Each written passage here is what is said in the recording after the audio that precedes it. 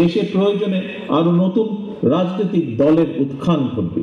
এটি গণতান্ত্রিক রীতি, এ নিয়ে বিচলিত হবার কোনোই কিছু নেই।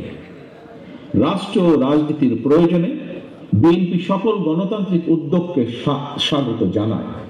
জনগণ কোনো রাজনৈতিক দলকে গ্রহণ করবে কিংবা বর্জন করবে, নির্বাচনের মাধ্যমে সেই রায় দেবে জনগণের আদালত।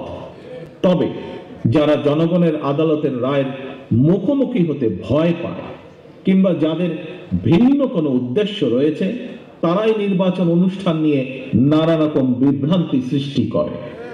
গণতান্ত্রিক আমি জনগণের প্রতি আহ্বান, আপনারা ধৈর্য হারাবেন না, নির্বাচনের জন্য মানসিক প্রস্তুতি নিতে থাকুন।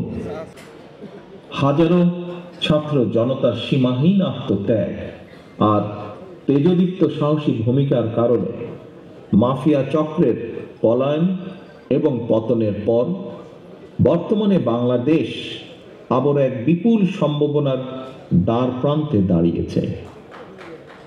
আমাদের সকলকে খেয়াল রাখতে হবে, কোনো হঠকারী সিদ্ধান্তের কারণে যাতে গণ অভ্যুত্থানের আকাঙ্ক্ষা বিনষ্ট হবার পরিস্থিতি সৃষ্টি না হয়।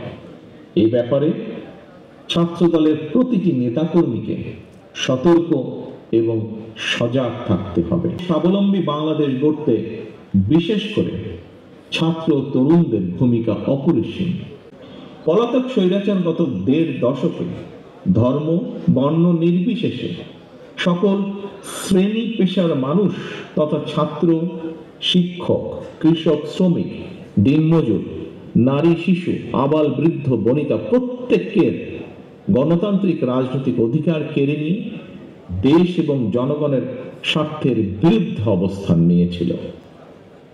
ফলে ব্যক্তি থেকে সংগঠন তথা বাংলাদেশের পক্ষের প্রতিটি রাজনৈতিক দলের সামনেই দেশ এবং জনগণের কল্যাণে নেওয়া তাদের নিজ নিজ রাজনৈতিক আদর্শ, লক্ষ্য কিংবা কর্মসূচি বাস্তবায়নের পলাতক স্বৈরাচারী ছিল প্রধান বাধা। মাফিয়া প্রধানের পালিয়ে যাবার পর প্রতিটি রাজনৈতিক দলের সামনেই এবার জনগণের কাঙ্ক্ষিত একটি বৈষম্যহীন গণতান্ত্রিক মানবিক দেশ গড়ার পালা।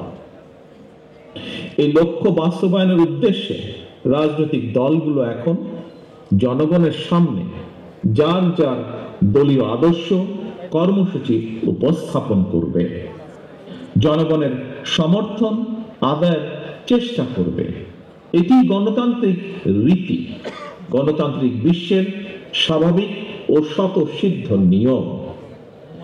এমন অবস্থায় কোনো কোনো মহল থেকে সংস্কার নাকি নির্বাচন এ ধরনের জিজ্ঞাসাকে বিএনপি, বাংলাদেশ জাতীয়তাবাদী দল তথা দেশপ্রেমিক সকল মানুষ, সকল রাজনৈতিক দল স্রেফ অসৎ উদ্দেশ্য প্রণীত কূট তর্ক বলেই বিবেচনা করে।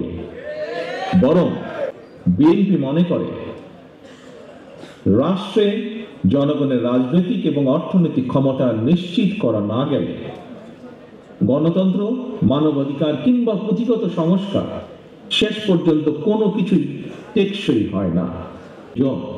এ কারণে অন্তর্বর্তীকালীন সরকার হয়তো তাদের দৃষ্টিতে অনেক বড় বড় সংস্কার কর্মসূচি হাতে নিয়েছে, তবে এইসব সংস্কার কর্মসূচির আড়ালে জনগণের নিত্যদিনের দুর্দশা উপেক্ষিত থাকলে জনগণ হয়তো খোদ সরকারের সংস্কার দাবি নিয়ে মুখ খুলতে বাধ্য হবে।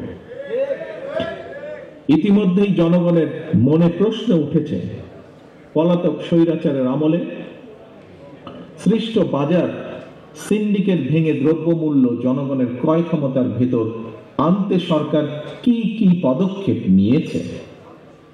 ফ্যাসিস্ট আমলে দায়ের করা লক্ষ লক্ষ মামলায় এখনো কেন প্রতিদিন অকারণে মানুষকে আদালতে বারান্দায় ছুটোছুটি করতে হচ্ছে। দেশের বিদ্যমান পরিস্থিতিতে বিএনপি বারবার যে কথাটির উপর জোর দিতে চায় সেটি হলো, অন্তর্বর্তীকালীন সরকার তাদের সংস্কার কিংবা গৃহীত পরিকল্পনায় অগ্রাধিকার নির্ধারণের ব্যর্থতার পরিচয় দিলে ষড়যন্ত্রকারীরা 2024 সালে গণ অভ্যুত্থানের স্পিরিট বিনষ্ট করার সুযোগ নেবে।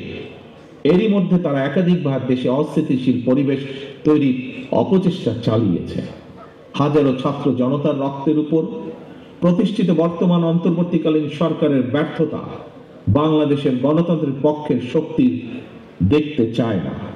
এ কারণেই জনগণের পক্ষের রাজনৈতিক দল হিসেবে বিএনপি অন্তর্বর্তীকালীন সরকারের প্রতি সমর্থন অব্যাহত রেখেছে।